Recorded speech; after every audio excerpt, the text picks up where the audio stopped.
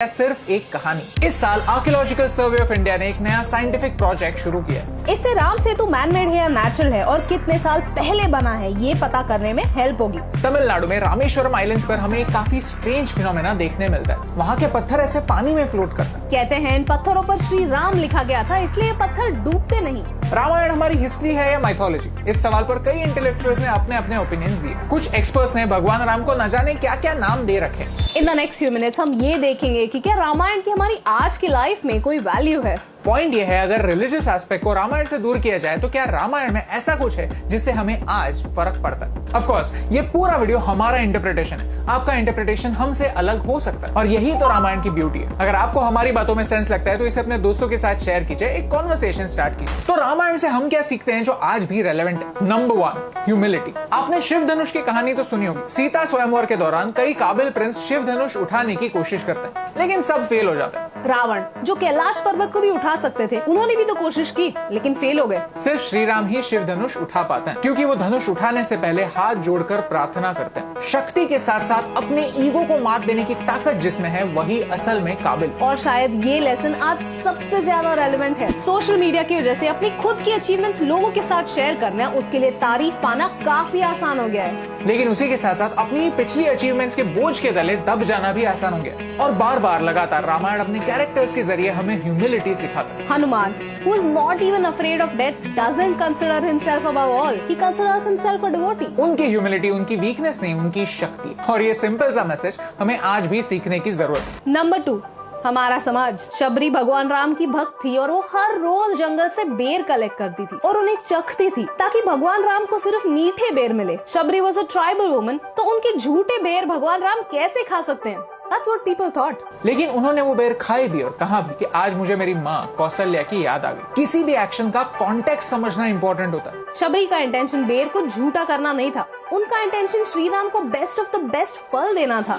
अगर आप सही इंटेंशन से एक्शन लेते हैं तो सोसाइटी आपकी इंटेंशन को समझे या ना समझे, वो हायर पावर आपको जरूर समझेगी। श्री राम उस जमाने में अपनी एक्शन से हमें आईना दिखा रहे थे। जात पात धर्म पंथ इन सब से ऊपर हमारा कर्म है, ये हमें समझा रहे। नंबर 3, सत्यमेव जयते। वैसे तो युद्ध राम और रावण के बीच में था, फिर वानरों को क्या फर्क पड़ता है? फिर भी एक मछली से लेकर हाथी तक सबने भारत से लंका ले जाने वाला सेतु बनाया। समुद्र से लेकर जटायु तक सबने भगवान राम का साथ दिया क्योंकि भगवान राम के साथ होना सच के साथ होने जैसा है। एक इंसान अगर इम्पॉसिबल चीजें अचीव करना चाहता है तो उसे एनवायरनमेंट के सारे फोर्सेस की मदद लेने की जरूरत है, फिर चाहे वो इंसान भगवान का अवतार ही क्यों ना हो। सत्यमेव जयते, इस एक लाइन ने सिर्फ भारत में ही नहीं पूरी दुनिया में कई लीडर्स को इंस्पायर किया। The arc of the moral universe is long, but it bends towards justice.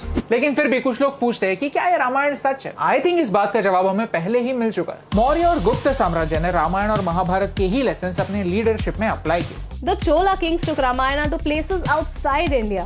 Indonesia, Thailand, Cambodia में आप आज भी ऐसे मंदिर देख सकते हैं जो रामायण की वैल्यू करते हैं। इसी रामायण ने छत्रपति शिवाजी महाराज को एक आइडियल राजा बनना सिखाया क्योंकि उन्होंने सिर्फ रामायण के शब्दों को नहीं, उन शब्दों की गहराई को समझा। कभी कभी हम डिटेल्स में इतने उलझ जाते हैं कि कहानी के पीछे का लेसन समझ नहीं पाते। We just can't read between the lines. आज की 21वीं सदी में हमें इस बात से फर्क नहीं पड़ता कि वानर सेना में 1000 वानर थे या 1 लाख। इस बात से फर्क नहीं पड़ता कि रावण के 10 सिर थे या 10 बैड क्वालिटीज।